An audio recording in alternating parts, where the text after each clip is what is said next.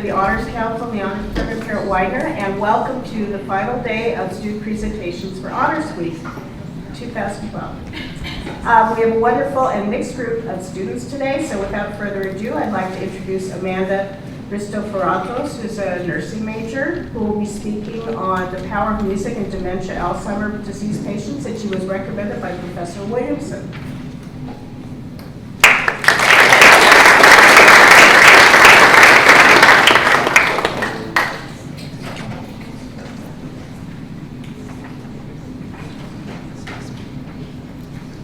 Okay, so I did the power of music in Dementia-Alzheimer disease patients. The clinical issue is that about 5.4 million Americans are living with Alzheimer's disease now.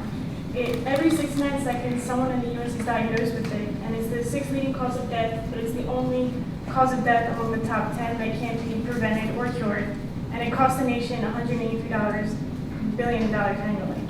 The significance is that those with dementia and Alzheimer's disease are experiencing anxiety, agitation, and depression, and it greatly affects their quality of life. So as nurses, we're going to be coming in contact with these patients a lot more often, and we need to implement ways in order to decrease these things, to increase their quality of life. The purpose and variables of each study. Article 1 was that music therapy may be helpful in immediately reducing agitation levels and certain types of negative behavior. And the variables were 30 minutes of music and decreased agitation levels and negative behavior.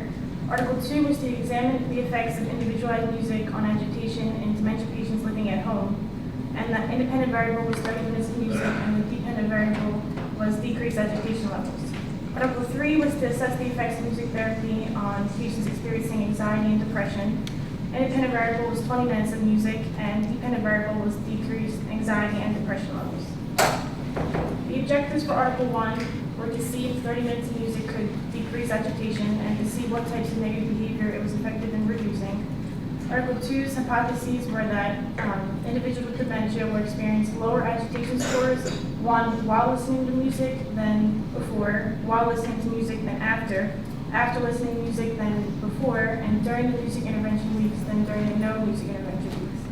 And Article 3's objectives were to see the impact of music therapy on anxiety disorders and people suffering from depression that have Alzheimer's disease, and to evaluate the persistent effects of music therapy after the study was done. And all of those objectives and hypotheses were much related to the problem because they addressed the agitation, anxiety, and depression, and how music would be used in order to decrease those levels. The literature review for Article 1, other studies had shown how much of a positive effect music therapy had and increased their mood, and this conducted the study to test the agitation levels. And in Article 2, no studies had ever been done on patients living at home with dementia. And Article 3 was a replication of a pilot study to see the benefit of music therapy on these individuals. The research design, they were all quantitative. Article 1 was a descriptive study, Article 2 was a descriptive pilot study, Article 3 was a randomized control trial. Article 1 had 16 individuals, and they were all from an adult daycare for Alzheimer's. Article 2, there were 15 individuals, and they were from either assisted living facility or in the home of each patient. In Article 3, there were individuals that were recruited and clinically evaluated, and for 12 weeks, and then 30 individuals were selected. 15 were in the control group, and then 15 were in the intervention group, and they were from a nursing home. There were strict inclusion and exclusion criteria, only because they were targeting a specific population. The procedure for Article 1 was 30 minutes of music once a week or 4 times a week, and a music therapist came in and sang old familiar songs and then brought instruments to get them to engage. And they used a modified Cohen-Mansfield agitation inventory, which was the MCMAI.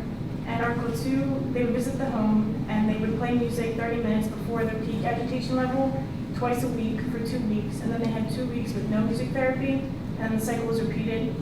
And they also used the MCMAI.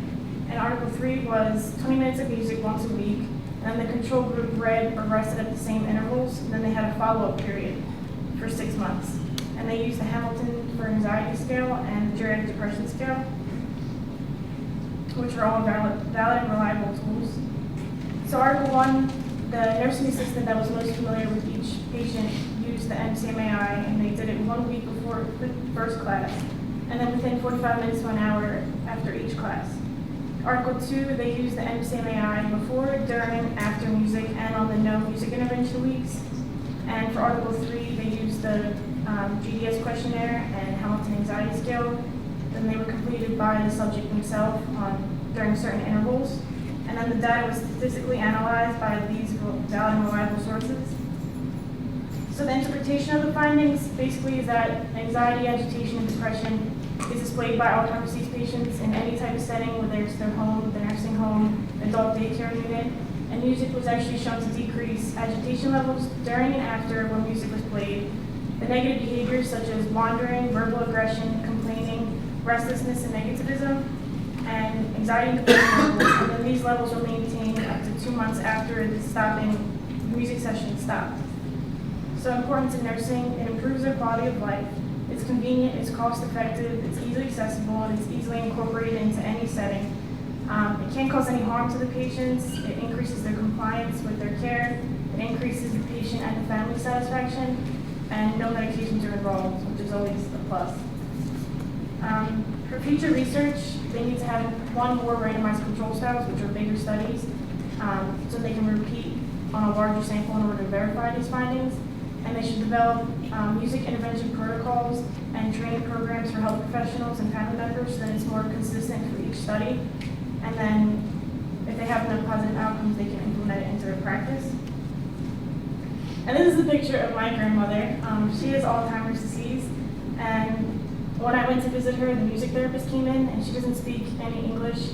And the music therapist sang a song that there's a Greek version to, and she just stares, and she has like a flat affect. So then when she played the song, she lit up, and like her eyes, she could look, and it was just nice to see the effect of music on someone with Alzheimer's disease. And those are my references.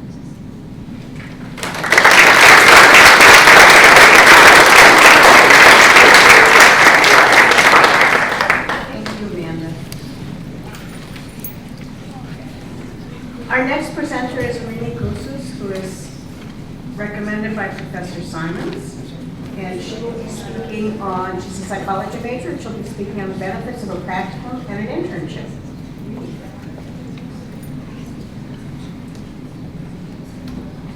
Hi everyone, so I'm going to be speaking about the benefits of a practicum and an internship. First of all, the definition of what a practicum is, it's a course that's specialized for a professional field, and it's specifically designed to provide experience and application of theory. It's usually used in education or social sciences major, and then there's also an internship, which is really similar to the practicum, but it's mostly used for science, like engineering or math. The differences of a practicum and an internship is that a practicum is you have less responsibility, you're more of an assistant, and here, at least at Widener, a practicum has always to be before an internship, and you have to take every practicum course. That's only for psychology though. So the internship, you have more responsibility, you are more autonomous, and it can be paid, but most of the time you won't find a paid one because an internship and a practicum is considered free labor. So the similarities of them is that you have to meet with a faculty advisor once a month. You need to go by what you are doing and what you're learning, if you have any problems with your supervisor or not. Then you have to keep logs of what you're doing each time you go. And at the end, you have to have a research paper on a relative subject with your practicum and internship field. And that's designed that way so they can see that you actually did apply the theory you have previously learned and that your experience is necessary. For my experience, for my practicum, I had a home placement. Basically, what that was, I went to families and I worked with their children who were autistic and had ADHD. And I also had a supervisor who was a family therapist, so we discussed therapy plans, and she taught me how to play therapy with the children and how to help them take their emotional feelings and how to make those productive because they were angry most of the time. For my internship, I worked at Living Room Foundation.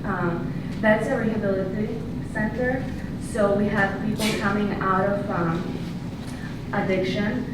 And I have also their supervisor, but my supervisor this time showed me more how to do paperwork in the field. I also was able to sit in personal meetings, group meetings, and family therapy sessions. I also discussed new findings in therapy with him, and he also taught me how to keep daily logs of session in the main system network and how to write assessments. And also I did research with Dr. Simons. I did a collection of data where I had to interview children on their educational experience so far. The benefits of the internship is gaining experience. It's really important because coming from a field like psychology where everything is so theoretical and you mostly learn about it at school, you don't learn how to apply it, but doing actually a practicum and internship teaches you how to move past that field and how to actually learn how to apply the theory. Also knowledge, you get knowledge of how to do that, and you get knowledge of the experience. And networking and future references, as I'm going to be graduating this May, and this is very important because you get to know people, and when you need them, you can call them and be, I need a favor, or what is your opinion on this subject, or what do you think of this? And also decisions on future, very important. This is like what made me decide what am I going to after graduating, because actually doing it, you can see if you will like it or you won't like it. And I did try different ones, first with my practicum at a home placement, and then with my internship at rehabilitation center. I saw that I like more the rehabilitation facility than actually the family therapy. So that's really important. Future suggestions for the program here would be that the paper is quite large, and it depends on how many credits you are gonna take. For 3 credits, it's about 10 pages. Then you have 6 credits, which is about 20 pages, and then the 9 credit one is about 30 pages. And then you can also take the 12 credit one, which is a lot of hours and a lot of writing, which I didn't take. So I think instead of having that large papers, you should have a smaller one and maybe then present on your experience to help other students in the psychology field. And I think it should be mandatory. Maybe not the 6 credit hour or the 9 one or the higher one, but the 3 credit hour one I think should be mandatory for all students in the psychology field.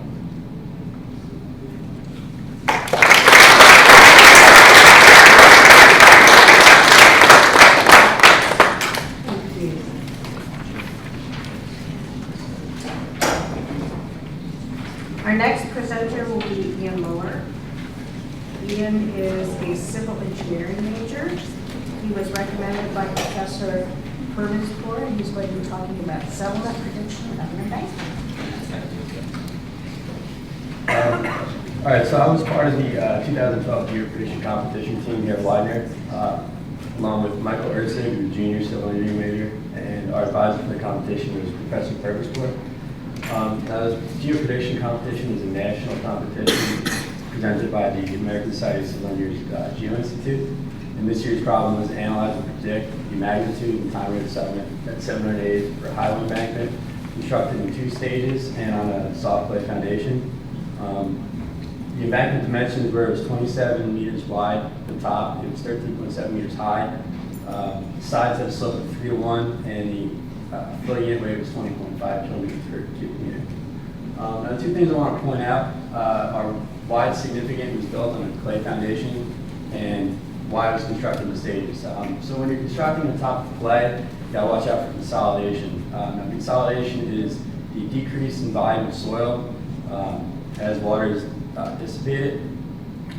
This becomes an issue in clay because water moves very slowly in clay, so it affects the time of settlement. So it takes a lot longer to settle. And also, you're going to want to watch out for consolidation because as soil consolidates, it allows the soil to gain strength to carry greater load. And that's why you construct it in stages.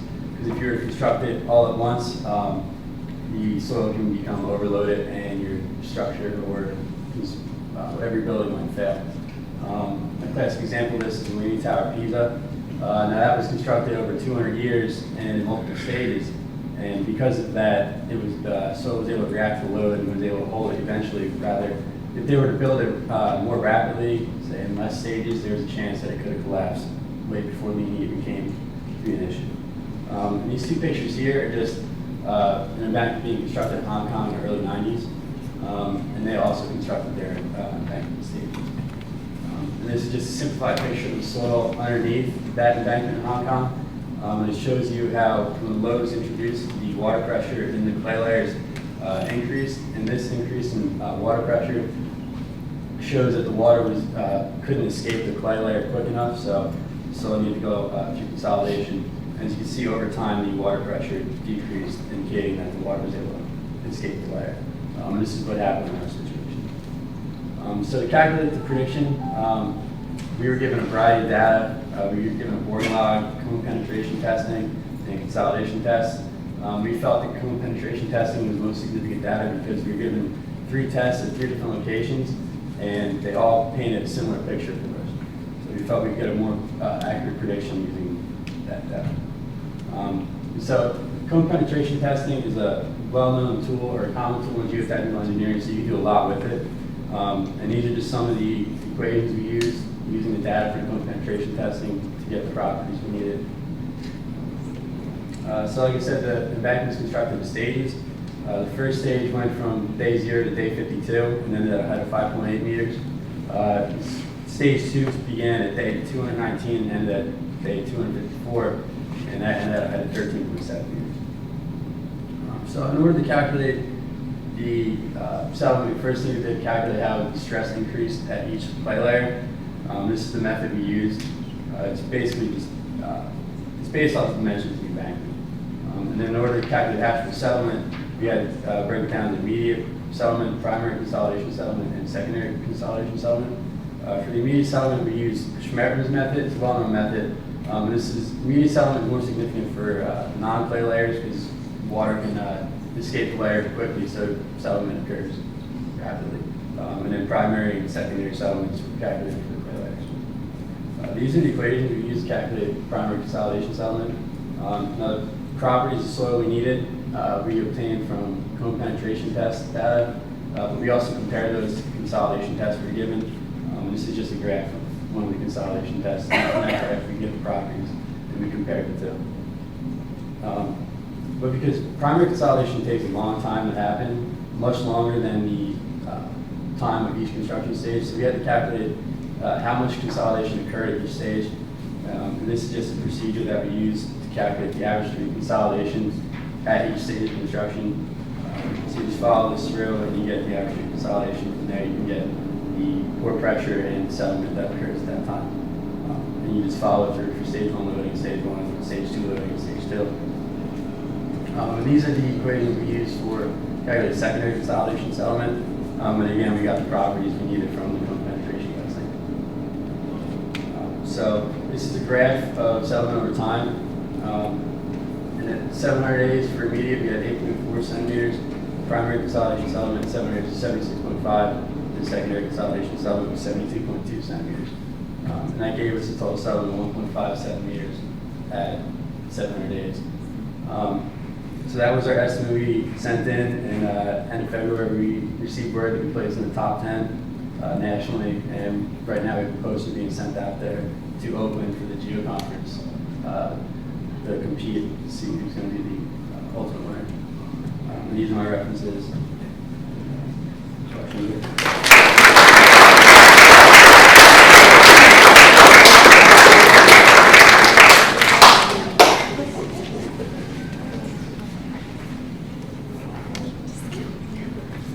Our next presenter will be Alysha Moretti, who is a chemistry major recommended by Professor Baskin, and she'll be talking about in search of crystal habit modulation, which is going to talk, properties of zebra mussel shell proteins.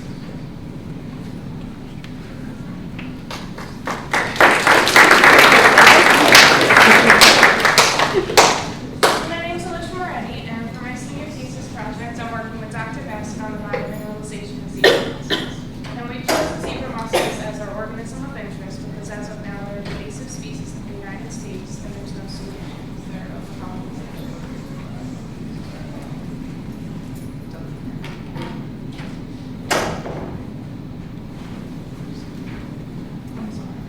So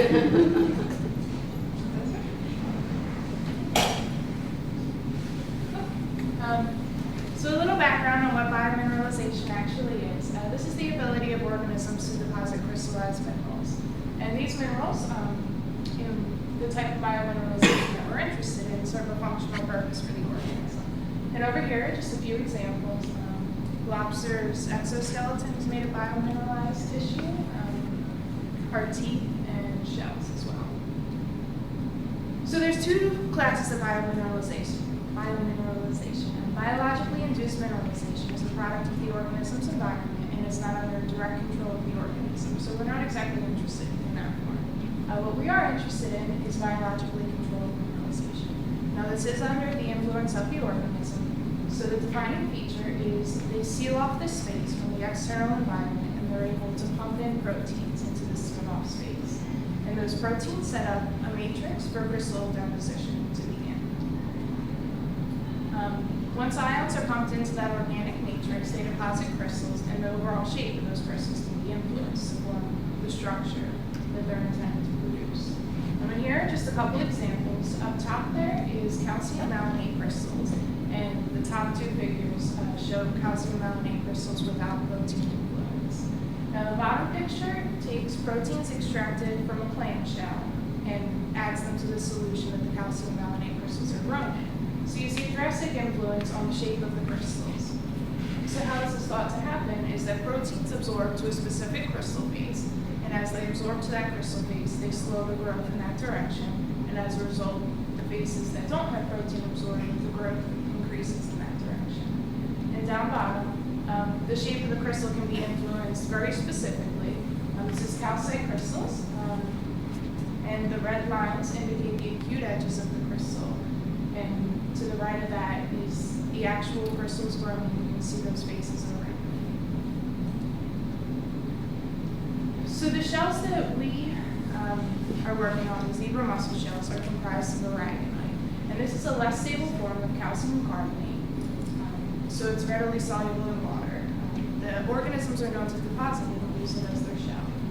So this is an experiment done with another form of mussels, and proteins are extracted from those shells, and it's shown to specifically induce aragonite crystallization to stabilize that form of calcium carbonate, despite the fact that calcite is typically more stable. And in addition to affecting the type of crystal that's formed and the shape, the size and the level of clumping, which we call aggregation, can also be influenced. And up top, figure A is a picture of calcite crystals, and as the concentration of protein is increased, it's there shown in a stepwise manner, as that concentration of protein is increased, the size of the crystals becomes smaller and the level of clumping is increased. So we observe all these things through looking at the size of the crystals and the shape of them, but we really want to know what happens at the molecular level. So there's two different mechanisms that have been proposed as of now, and they're very similar, but the crystal lattice matching believes that the functional groups on the backbone of the protein substitute for similar ions within the crystal lattice.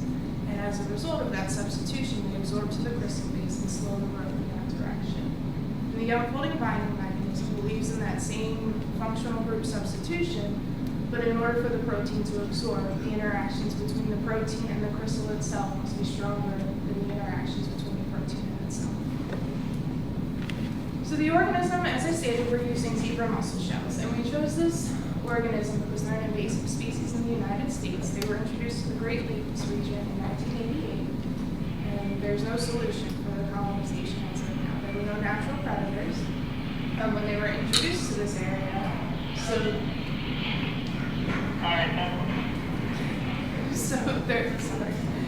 their reproduction rate has far exceeded their mortality rate, and they're over-colonizing.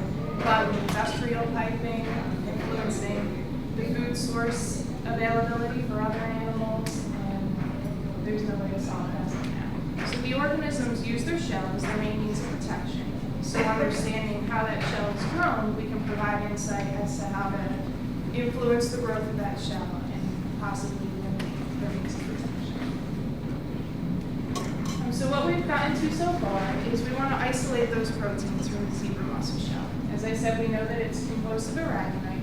So one of these proteins likely stabilizes the aragonite. And over here is a gel run out of the proteins contained in the shell. And there's about 5 or 6 of them, which we've isolated all of them except for the 120 kilomolar protein. And each band there just represents a protein. So we haven't got to growing crystals in the presence of the isolated proteins yet, but we have grown crystals of calcium carbonate in the presence of the total mixture of proteins. And what we get is down bottom are pictures of calcite. It's the more stable form of calcium carbonate. And at the same magnification, the picture on the left is when proteins are added to the mixture, that total mixture. And you can see a drastic reduction in the size of the proteins, and we see, or the size of the crystals, and we see much more crystals being created as well. And to the right of that is just a zoomed in picture of the influenced crystal growth. And they're rounded in shape and slightly ellipsoidal. But there's no specific absorption that we can tell at this time. So where we're at right now is we want to grow crystals in the presence of the isolated proteins to see their individual effects and how those individual effects lead to this shape. And just last week, we've also grown crystals in the presence of a beta-chitin and silk assemblage, and this mimics the environment of the organism. And we've seen that it stabilizes the amorphous calcium carbonate, and this is the absolute least stable form of calcium carbonate, which is very interesting to us, and it's been shown to be a precursor base to aragonite. So we want to dig more into that and figure out what factors of the proteins actually stabilize these forms of calcium carbonate and influence the shape of the crystals. So I want to thank Amber Coolidge and Caitlin Gerhardt and Ellis Link. They were all students that worked on this project before me. And Dr. Lloyd Basson, who's my thesis advisor. And Dr. Sands and Morris are part of my thesis committee, so they help me in their areas of expertise. And Dr. Nagness, who has listened to me patiently and helped provide his advice in the process.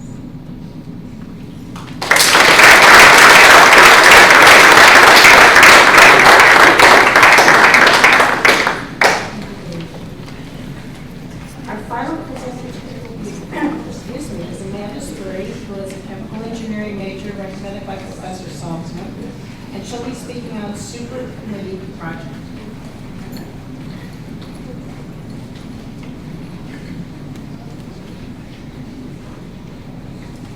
I'm going to be presenting the work that I did for my macroeconomics lab.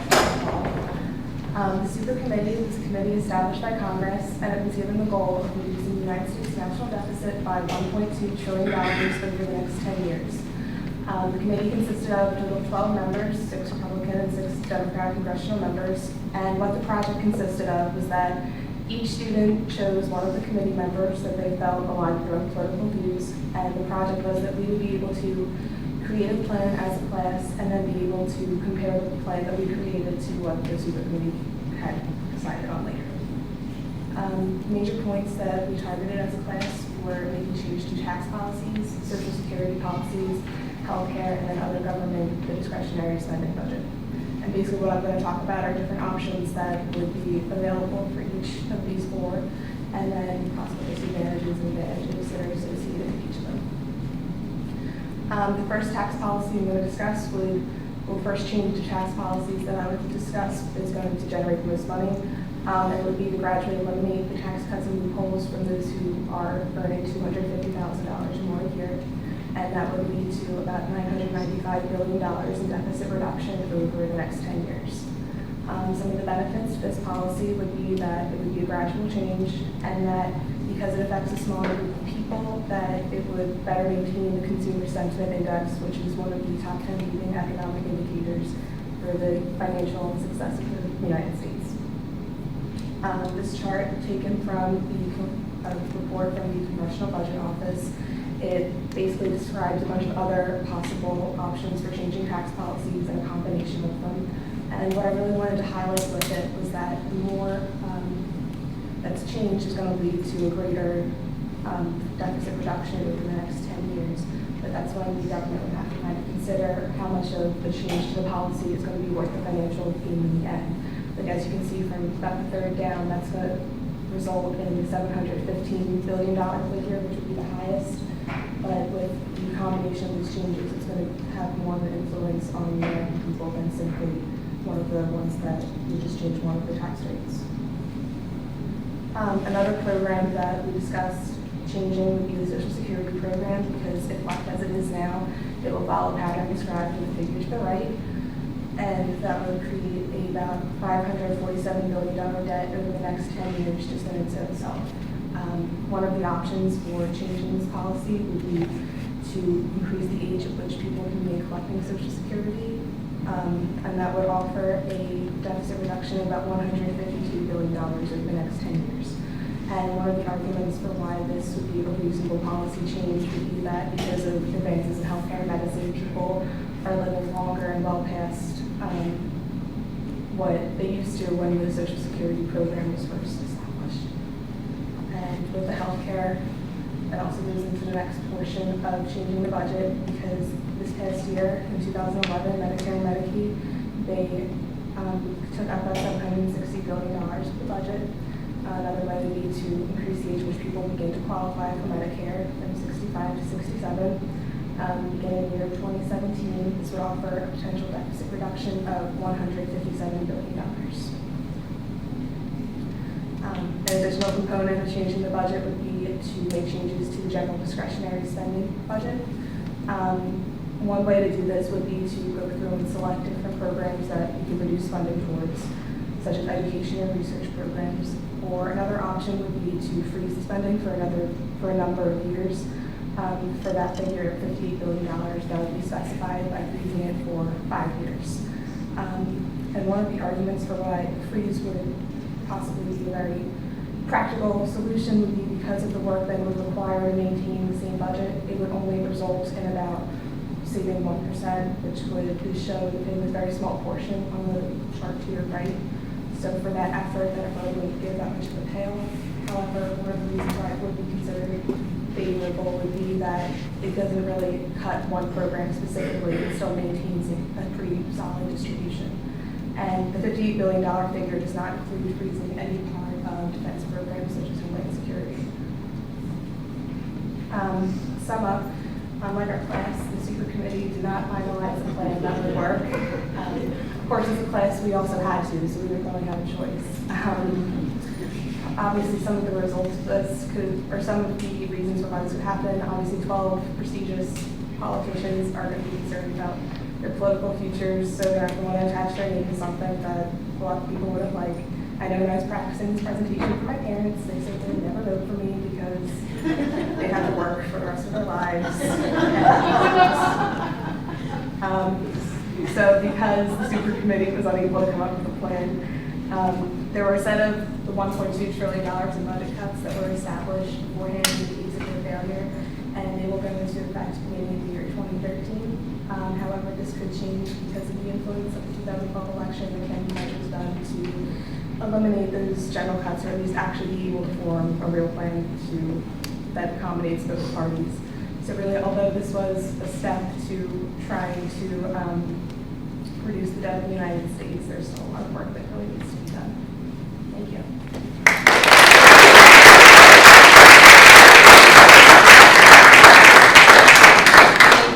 We have time for questions. I have a question for the music and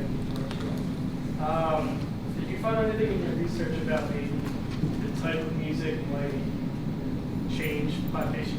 Because I work at a retirement home, we have this one couple that is constantly singing the same 3 songs, and when they're singing those songs, they're sitting down and not their anxiety's at the middle. Like as soon as those songs end, they're wandering around, wondering where they're at.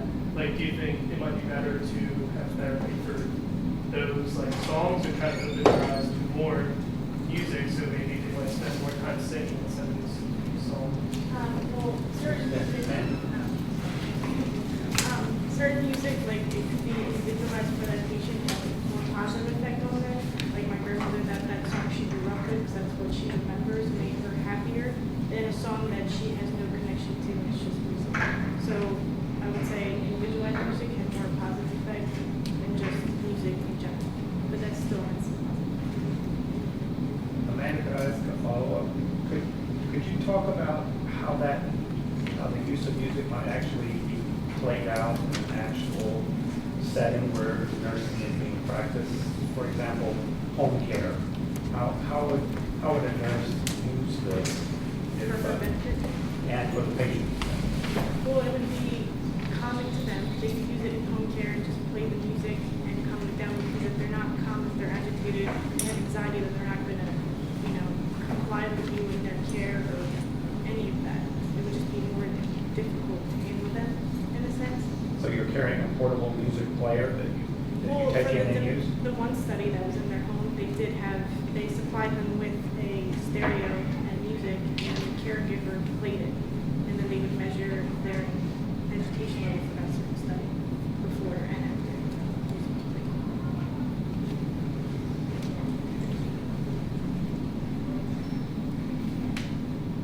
Questions for other speakers? Could I ask a question of Alyssa?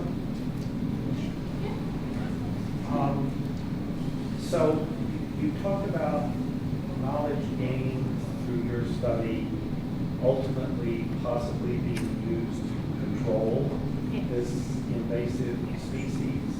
And you were talking about how protein environments influence the development of these crystals that are essential to the shells that protect the animal. Is that right? So how would one use that knowledge to influence the environment of this creature without creating other environmental undesirable effects? So there's not really a clear answer to that, and really what we need to know is how it happens. Like, we need to characterize the proteins and figure out how exactly they influence that. And maybe there might be something that the proteins utilize in addition to the crystal that we won't be able to eliminate from the environment, or maybe something that could be added that specifically interacts with the proteins of this organism and doesn't affect other marine life forms. So it's really dependent on what the findings are in the end of the project, what exactly is required for the growth to happen the way that it does. There's not a clear answer.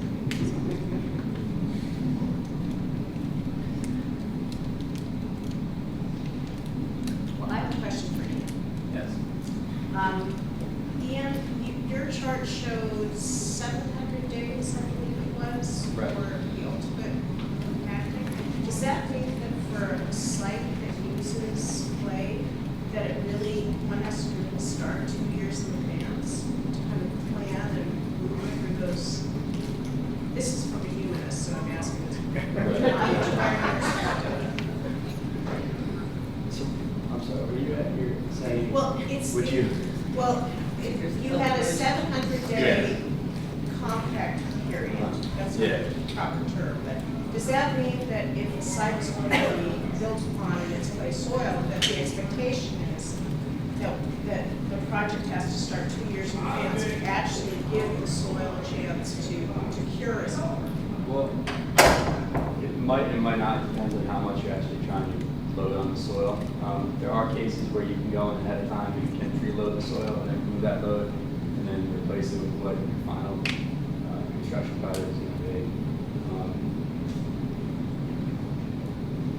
With that, and I assume that would considerably speed up the process, is that?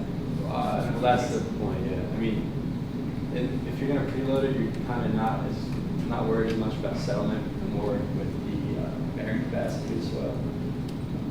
So, I mean, it depends on how much your soil can, if your soil can hold it beforehand, you don't have to preload it or anything. And then you just have to worry about settlement at the end of it. That just seemed like a striking. Right. Yeah. Thank you. Ian, could I ask while you're up there? Your project is now being considered with these others? Yeah. Right? So how is the winner ultimately determined? Has there actually been an empirical observation made that on basis of which this problem that you received is based? I think this was an actual construction project, so that you have the real world numbers. And then I'm pretty sure whoever is going to be the winner is whoever has the most accurate prediction. So I want to know, does this explain when they built highways and overpasses, Why it looks like they're building piles of dirt and then they let it sit there, and then they build another pile of dirt and they let it sit there. And I can never figure out what's going on. It could be that, it could be bureaucracy. It could be. It could be.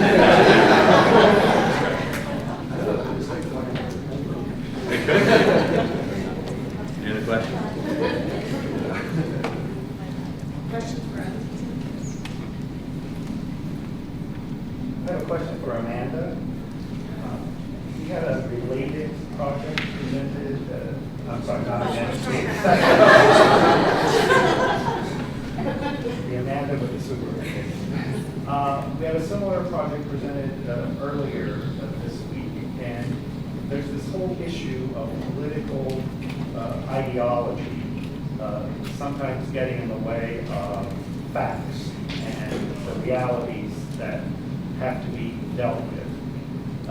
Do you have any insight, having participated in this project, how we may be able to use the realities of the problems that you and this committee were grappling with to help people step away from their political ideologies to move more toward compromise?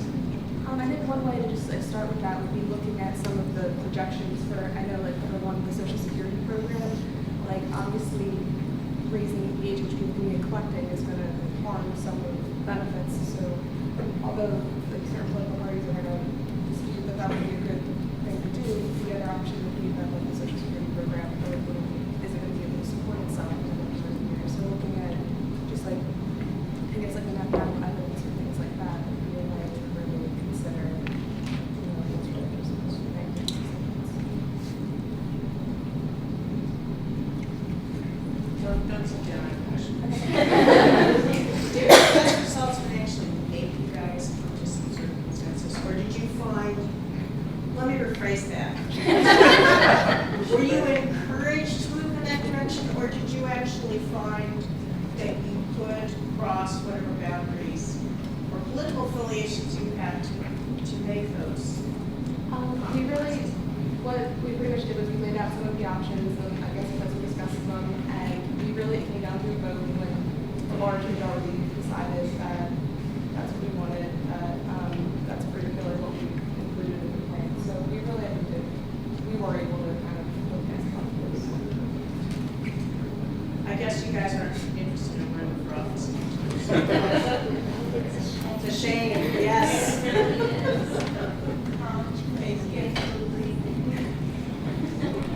Other questions? Could I ask if I can meet the question? You came out favoring making an internship a requirement, at least for psychology majors. I believe senior research is still required of Yes. psychology majors. Is that true? Do you see any potential way in which participation in an internship could be tied to or could become integrated with the required research project in psychology?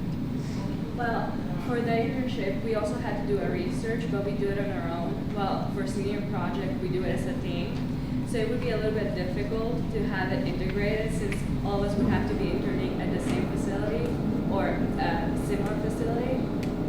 But I do think it would be a good idea if you want to do a research project on your own.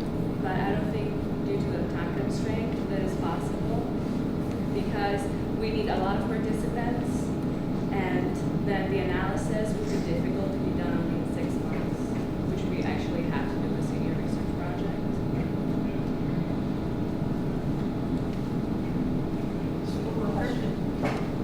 Another question. You talked a tiny little bit about how an internship can help you make career choices. Could you talk a little bit more in general for students in psychology or outside of psychology, how doing practicums and internships can help define career paths? For me, I mentioned that because at the beginning I wanted to do family therapy. That's why I did the home practicum. And after I did that, I just realized it wasn't really much for me because it wasn't what I wanted to do. So I think doing something and actually having experience in that, then you see how, because you are taught things in school, you are taught this is how it is, But when you actually go do it, it's not sometimes how it is. So that was sort of how it was for me with family therapy. So I was like, maybe this is not so much for me. And now that I'm doing, because I'm still at my internship at Livengren, I'm looking at that, and we have people come in and we help them, get over their addictions. And I really more enjoy doing that, because not that family therapy is not good. It's just that for me personally, I think helping people that have addictions is more rewarding. Thank you. Any other questions? Well, I'd like to ask Provost Moretti to help me distribute the certificates for today, please.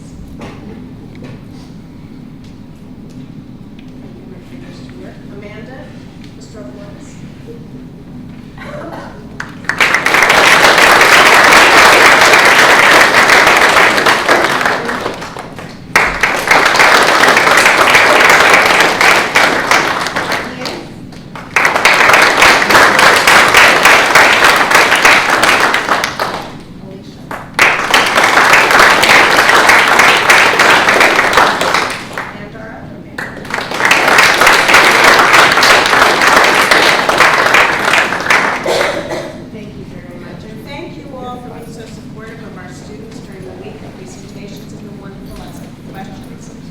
And I guess I'll see you all next year, if not